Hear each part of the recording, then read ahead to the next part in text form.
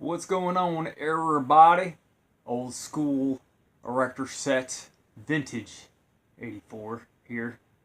My father used to have a erector set. I guess it's still in my childhood home. I don't know, but yeah, it's just has a very unique look, and I'll just use like a stock image. But yeah, erector sets. I had like a little small one, little like I guess a starter kit or something, and I got it for Christmas one year, and I thought that was really kind of neat. But yeah, today we got San Francisco Rush 2049, which is not to be confused with Blade Runner 2049. But if you do confuse and conflate the two, that might be a cool thing. Because you know what? Blade Runner 2049's got flying cars, but San Fran Rush has gliding cars. They don't exactly fly, so I don't know, but I still recommend this movie, even though I haven't. I've only seen it 3 times.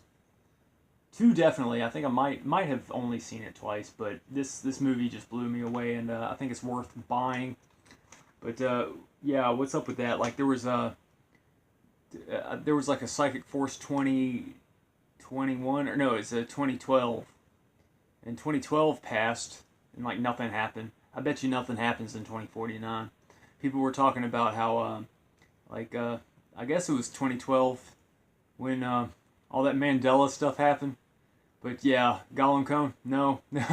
I think it's just people's memories going bad, because like all the stuff that is like noteworthy is stuff that kind of people already forgot about, and then all of a sudden people shed new light on it.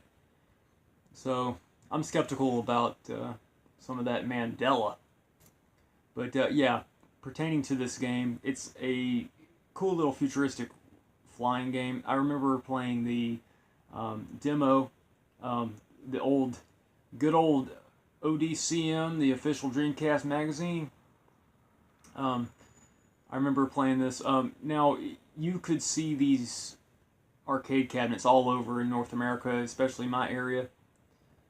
Growing up, you would see like Mortal Kombat 3 cabinets, you'd see this cabinet, you'd see a Daytona USA cabinets actually. You know, all types of stuff. You'd see the X-Men arcade and Simpsons arcade cabinet, those were popular ones too. But I actually have an arcade. Like, arcades keep coming and going. Isn't it strange how people lose interest and then they garner more interest? It's kind of like vinyl records. I guess arcade cabinets aren't going to fully ever go away, at least not for the next 10, 20 years, I guess, but just talking. But yeah, I remember having a good time playing the demo. The actual game, I never really got hooked. I'm just going to try to play the circuit mode or the career mode or the quick race mode or whatever, just give you my impressions. Yeah, and it's kind of refreshing to do a review that is not Seaman or Samba de Amigo related, but I'm very extremely happy to get those reviews out of the way, because I'm getting like all of the Seaman games out of the way, all of the Samba de Amigo games out of the way, including the controller review, and just having that sense of completion and everything is really kind of cool.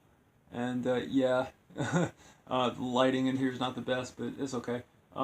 And for some strange reason, I was thinking about The Game, the Michael Douglas movie, The Game. Kind of want to revisit that one. I watched Invasion of the Body Snatchers a second time, just because it's good and atmospheric and the acting's good. And I watched Beyond Bizarre, because I ordered the VHS tape set, which is extremely rare. That's why I want to get an Elgato upscaler, because I think you can make DVD copies and stuff through your laptop. My laptop's just kind of like middle of the road or whatever, but I might be able to do something like that, capture stuff and burn games. I was able to burn Dreamcast games on that laptop, so that's what's up. And yeah, other than that, just randomness. I've been meaning to watch some Gumby, just haven't been able to just yet. But Gumby's okay. It's a good innocent time, and I've been watching like Are You Afraid of the Dark? Not last night. I just watched Beyond Bizarre last night, but I was trying to get into Outer Limits and trying to like watch more shows. I was watching Ren and Stimpy like crazy, but I've been watching these episodes like 2 at a time. Like one night I'll watch 2, the next night I'll watch 2, and then the night after I'll watch 3. But there's 91 episodes in total, and I want to watch all of them. Yeah, just good times. Not much to say. Got work a little bit later, and just gonna be rocking and rolling, making that money. You know what I mean? Looking forward to that.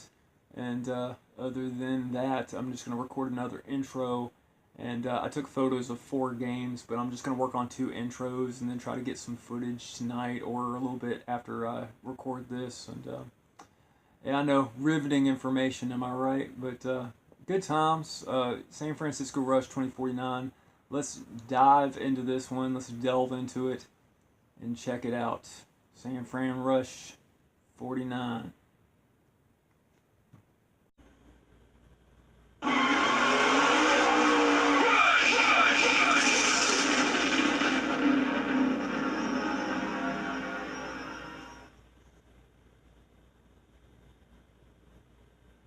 Yeah, and there's like no music. Kind of strange for a intro to a game. I guess this is how it was for the arcade cabinet, which is actually kind of courteous and nice because other arcade cabinets would just be like really loud and pinball machines would be clanking. Then you just have this like little conservative game just in the background, getting your attention in a good way. Getting that good little student attention. This game wants to give you an apple. It's the nice little student that gives you the apple because you're the teacher, the player. Okay.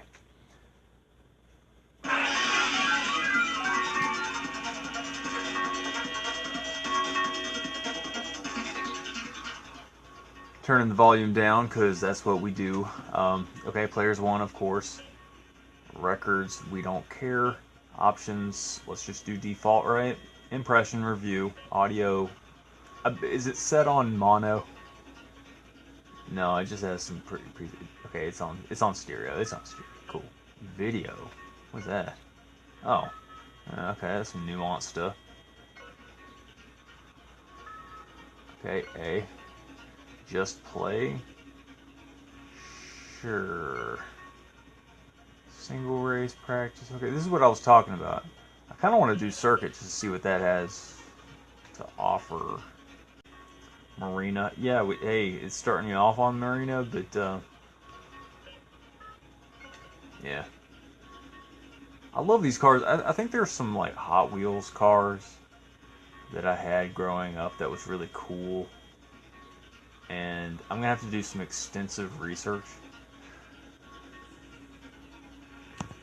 I'm very proud of myself because I found a kid's computer that I had growing up, and I had to stop everything that I was doing and order that. And yeah, it's kind of ridiculous, man. I need to be saving my money a little bit better, but I'm just so intensely nostalgic. But yeah, there were some like crazy car toys that I had. I was never into Hot Wheels like that, I was always into like Mighty Max. I kind of got crazy about Mighty Max when I was getting back into it. Now talking about getting really crazy, I was into Goosebumps. I had all of the Goosebumps books.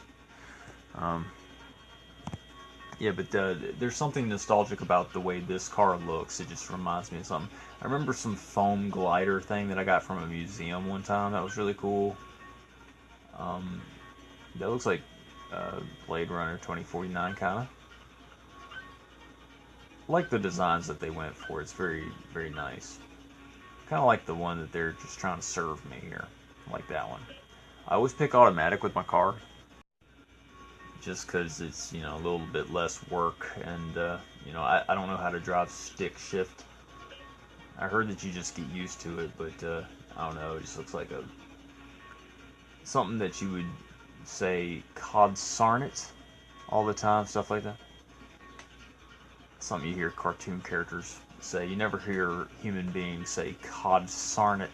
I guess it's just a substitution for GD, right?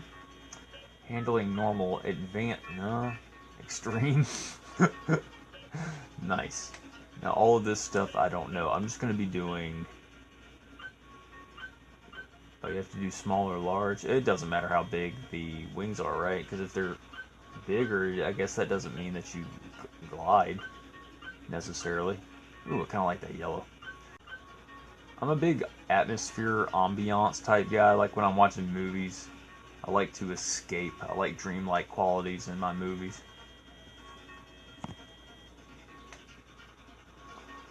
Um, ooh, I like that orange. I'm just hitting start. I like customizing things. I got the volume kind of turned down, but I'm holding down the right trigger. The graphics look amazing. This looks really good on the upscaler, actually. Um, I think there's a button that you push once you hit the apex here, the zenith. Okay, it's not A or X. A or X is the reverse because I was swerving like that, and it's the B button. The small wings are pretty big. If the small wings are big, the big wings are gargantuan, basically. Uh, I'm really impressed with the graphics. It's really great. This is a Midway game, of course, and for some reason, I overlook it myself. I'm gonna be accountable for my own oversight here. Uh, when it comes to Midway on the Dreamcast, the first game I think of is Hydro Thunder, and then by default the Four Wheel Thunder and Ready to Rumble Boxing. Midway, of course, you're gonna think of Mortal Kombat. There was Mortal Kombat Gold on the Dreamcast. And this is an overlooked gem. I mean, look at it. The Dreamcast rocks when it comes to Dreamcast games. We were talking about Sega Rally 2. I think I might have talked about it in my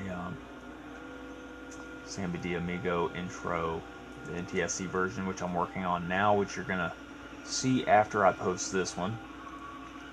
It's like 2 in the morning. Oh, hey, I found a little area. It's like 2 in the morning. I was on the fence. I was like, oh man, I'm tired. Because I went to work. You know, I, you know, I went to work and I didn't really have the best day. I was kind of positive going in, and I got kind of upset because I had to kind of pick up after somebody else. That's pretty much par for the course. I think that I probably need to revert to a strategy where I slow myself down a little bit more, but it's kind of disingenuous to myself because I have work ethic and I have a code of conduct. Not everybody does. Some of that Eagle Scout in me and some of that upbringing and stuff, but I don't know. I don't know. I've kind of eroded my own code of conduct. Oh, look at that. I kind of eroded my own code of conduct working with females because sometimes I act like I don't hear them. Like if they're like, "Oh, can you reach for something?" I'm just like, I just walk away. I think that I might be coming across as kind of a d bag, but it's like a momentary judgment of, oh, you're not serving me, therefore you're invalid. It's like as men you have no worth unless you're serving a woman. And I hate getting that message. And I guess this isn't an appropriate Dreamcast 84 review without a critique on females. Now this rumble pack that I have is very unique. I'm sure that if I put in any other rumble pack, it would not be rumbling because it rumbles during the menu. I started the game and the rumble pack started rumbling. You know what I mean? Next race, cool. I didn't think I did good. I didn't really look at what my I want to say score, but what my placement was for that game. No idea. Next race, let's just go there. Man, my rumble pack. It's like, I'm gonna put it next to the tablet just so you can hear it. Like, listen.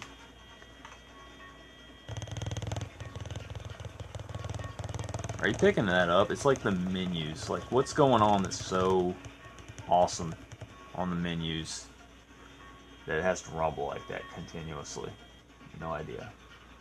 Okay, we're going to height. The first track was the marina, and I didn't see anything aquatic at all.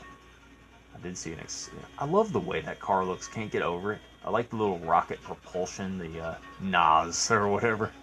How come whenever you come across car people, they always go crazy over rims, spoilers, NAS, and I guess it's the Fast and the Furious people.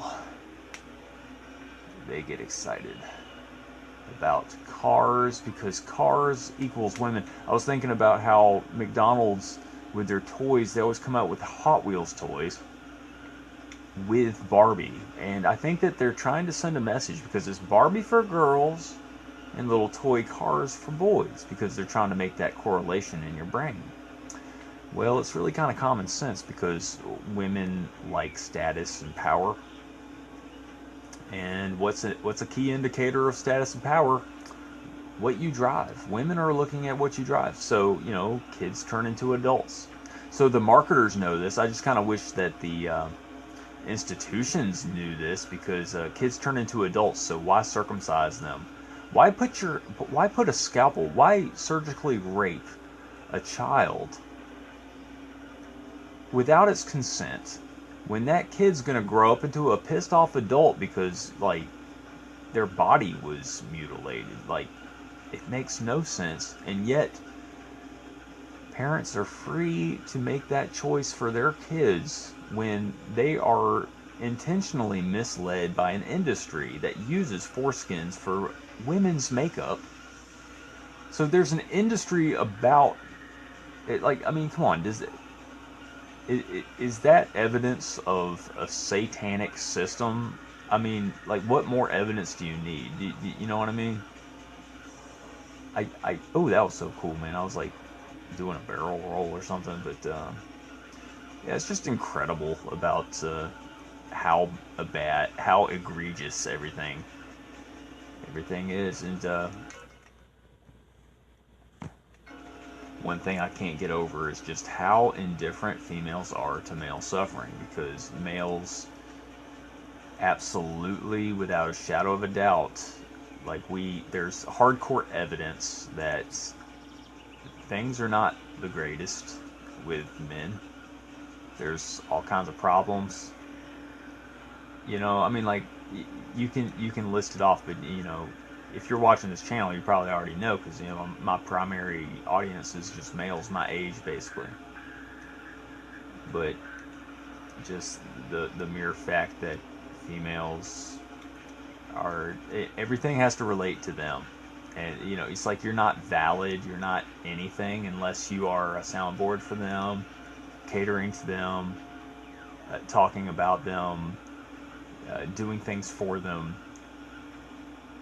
It's really messed up because as men, we have experiences too. We have deep thoughts. We want to share those things. We want to connect with people on a deep level too. But we're deprived of that because we are, you know, just blinded by that vagina. And I mean, I'm not gonna lie, man, females are good to look at, but I hate their nature so much, and I've been looking into intellectually induced asexuality. I guess just exploring it, just, you know, being asexual and living by that code, which there really kind of isn't, but I guess MGTOW kind of is, but the philosophical side is, but there's a lot of negativity and echo chamber, and I get tired of the revelatory, just the circular reasoning and all that stuff. I don't know. Like, I kind of dip my big toe into I guess the spirituality kind of new age type stuff, the matrix hacking stuff, I guess the organic portal stuff, the raising your vibration type stuff. Totally believe in a lot of that stuff. Hey, let's go this way just for fun. I like the alternate paths. I'm not sure if you guys can see some elements of the game is kind of dark. I need to talk more about the nuanced specs of the games, the specifications. Well, I am taken aback by the creativity, the level design. You know, Midway was on fire back in the 90s because they were like doing a resurgence at the time. Am I able to do the next race? Oh, I am. That's very cool. I love that I'm able to do the next race. You don't have to do totally good. So for the uninitiated, this game hooks you, which is a good thing. This is a really cool looking game. I'm not sure if you can hear the game necessarily. Put it up to like 28.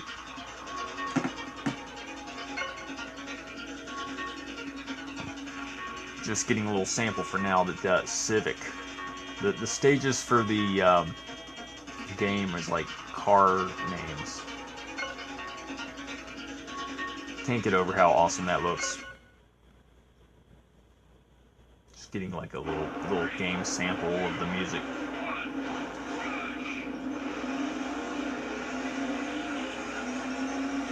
Love the skyline.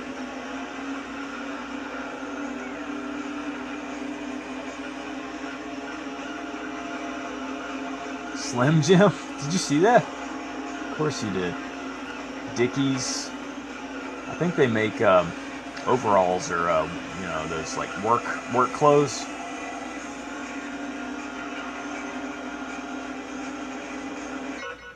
Can't hear the audio too terribly well.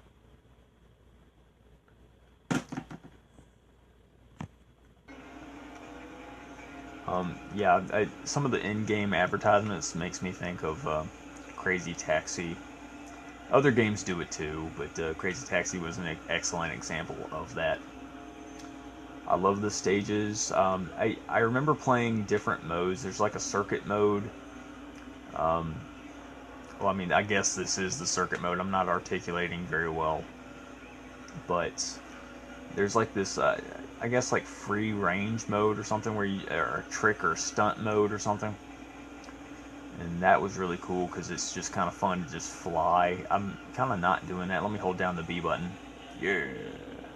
That element really kind of makes this game cool. I love gimmicks when they're done well. So the implementation of this gimmick is just favored in my book. I like the fact that the game looks like a Hot Wheels toy. Maybe that's just pure nostalgia. I didn't really play with Hot Wheels that much, but I like Hot Wheels enough to tolerate Hot Wheels. You know what I mean? It's like if you had to like force me to play with Hot Wheels toys, I would have an okay time. Because I never really had like those tracks. I think they were always expensive, weren't they? You would just feel so sheepish asking your parents for a Hot Wheels thing when you just knew that you would probably lose pieces. Well, I mean, I guess you can lose Lego pieces, but I guess you kind of fantasize about being the perfect version of yourself that never loses anything or always keeps the pieces kind of together. I don't know. I guess people always lose 20% of Legos because some pieces are inevitably gonna fall apart, but the brunt of it is gonna stick. The husk. You're always left with like just this mass of Legos, but the periphery always gets dislodged, right? Kind of reminds me of Speed Devils. I've been talking about Speed Devils a lot, and I'm excited to be reviewing that whenever that comes to fruition. This game's cool. I've been playing the circuit mode enough. Let's just see if there's any other different modes. Just for the sake of the review, this is going to be kind of a long review, I guess, but this is what we do on the Dreamcast 84 channel. We unplug rumble packs when they are being a little bit too frisky. Stunt, that's what I was talking about. So it's cool that you can practice. It gives you all the tools you need, practicing single race. Who wants to do that when you want to like have a feeling of accomplishment? But I guess if you're doing circuit, you might not be able to save easy. I don't know, but this game is totally worth checking out. I recommend. I'm saying that before I even review it. The Rim. I'm not sure if you're able to. I'm picking the rim, but I'm not sure if there was any way to pick the stunt stage. This is fun. I love sandbox games, and this is a racing game where you can, you know, now I want to slow my trajectory. I did some crazy spins. I mean, this kind of like empty arena makes me think of this skating rink that I grew up in, and there's little the original turtles or whatever, like those little scooter things that you sit on. I remember going to that arena and doing that, the roller skating rink, and I did traditional roller skates as well. And let's just do some crazy. I thought I was gonna crash for sure. Oh, yeah, I totally did.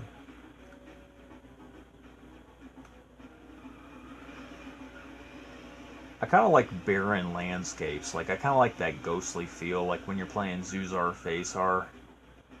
And it's just that game kind of has like a slight haunted quality that I really enjoy. And like, I kind of like haunted things when it's not like creepy haunted. You know what I mean? Just a vacant of life haunted. Or slightly eerie, but not like horrifying. Just atmospheric and, well, I don't want to say devoid of life because you're existing in that space and you have life. You know. But yeah, the advertisements, they're all up on the top of the thing. Did it have an advertisement for Hanson, the band? It said something about Hanson. The bottom line about this game is that it's fun. It says Hanson Racing, so it's not Hanson the band. Arena. Oh, you can pick the different stages. Yeah, I want to do a different stage. Okay, Metro is the one that we can't do. I mean, that's the one we haven't done yet, so that's cool. That's cool. Are you guys ever like haunted by like little disappointing things in your past that like for some reason your brain will never let you let go? Like you need, like I guess you need to like go deep within yourself and meditate and just like I guess envision yourself letting go of things. But like there's like little moments where I've been disappointed by people, like and that's the stuff that your brain remembers, and it's the stuff that you want to forget, but you just can't. I guess it's little moments like that that form you. Um, I'm just gonna hit start, which worked. Um, Pertaining to this game, it's a fun romp. The controls are great. Midway was on fire back in the day, and I think this is a great little racing game. What more can you want, really? I'm guessing I was hitting the B button, and I did not have the wings, so either I wasn't able to equip them, or I overlooked it because I was like trying to get into, I was trying to get straight to racing, and like I might have skipped it with the menus, or this mode does not have the wings. Ghost Race does not have the wings. I don't know. And this game is colorful. It's awesome. The music is nothing to write home about, but it doesn't really need music. It's just kind of immersive on its own right. I want to like this game, and I do for the most part. For some reason, I like other racing games more, but this one is ambitious, and I think that it's worthy of just you checking it out. And the fact that I don't know how to turn, that's just my own fault, because with racing games you just have to just get find your own feel for it, just get used to it, feather the brakes and nuance the thing. I love the little buildings and stuff. I'm glad I don't live in a city. Like I live in a. I guess technically I do, but it's one of those like where people debate: is it a city or is it a town? Should this town be considered a city? And then people are like, oh, we live in a city. We live in a city. Yeah, yeah, but I don't know. People debate in my area. Oh, dead end. Where are we gonna rate this? Well, like I said, I like it, and um, it's just there's something about this game that I don't know. It's just like it's like a pick up and play game, but it's not like straightforward enough. I don't know. I feel like I've played enough already. Like I'm ready to play something a little bit more contained where I can feel like a sense of satisfaction. But this is an impression review, and so far so good. It's I don't know, like for some reason I'm wanting to kind of like linger along with the 9 rating. I guess a 9.5. I want to like this game, but there's just that little shade of no. Like I just know that I'm not going to play this game like for serious, but the likable charm and quality is there. That's undeniable. And I think that 9.5 is gracious. Definitely deserves an 8.